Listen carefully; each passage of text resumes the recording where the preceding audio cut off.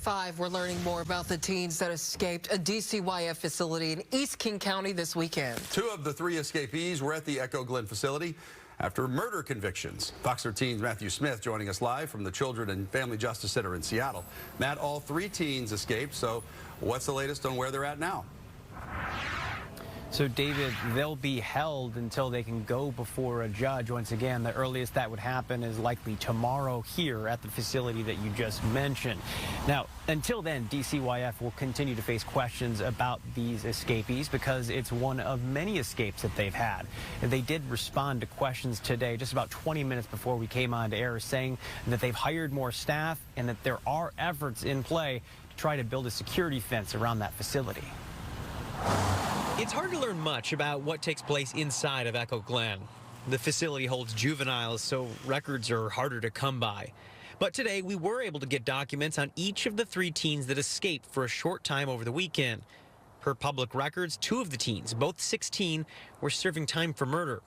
In fact, back in 2022, Fox 13 was there as one of those teens went before a judge in the same court he'll return to later this week. Now, at that time, he was facing 2 murder charges. That's when we learned that he shot and killed a 54-year-old outside of Circle Foods in Renton. And it was later determined that he was tied to a shooting in October that killed a man outside of a Safeway as well. I think in hindsight, it's surprising how long the facility's gone without having this secure facility where you're just relying on the guards as they move people around to not let everyone get out. State Senator Mark Mullet spoke with me via Zoom. He represents the area where Echo Glen is located in Snoqualmie. His aim, to get fencing to surround the facility. He's pushed to get $8 million to go for it. That fencing doesn't exist today. So we still have like 12 months where it's not going to be secure because the fence won't be completed, and we're going to have to make sure we're diligent in every way to make sure it doesn't happen again. I don't know how many kids escape every year. I don't think it's that many. It doesn't, living here, we've lived here for 20 years, it doesn't seem like it happens that often. Hillary Simpson lives in the community near the facility. Many we spoke with off-camera voiced frustrations over what seemed like a lack of security. And much of that tied to the 3 highly publicized escapes in just the past 2 years, though she said there's a lot of kids that aren't max security in this facility.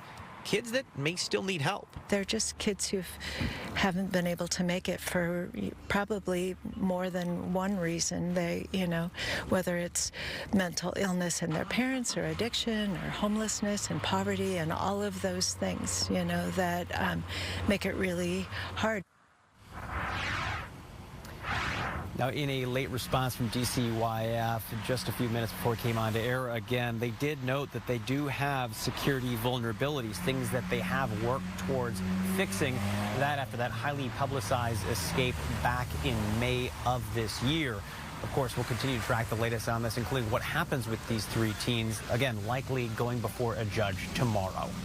We're live in Seattle. Matthew Smith, Fox 13 News.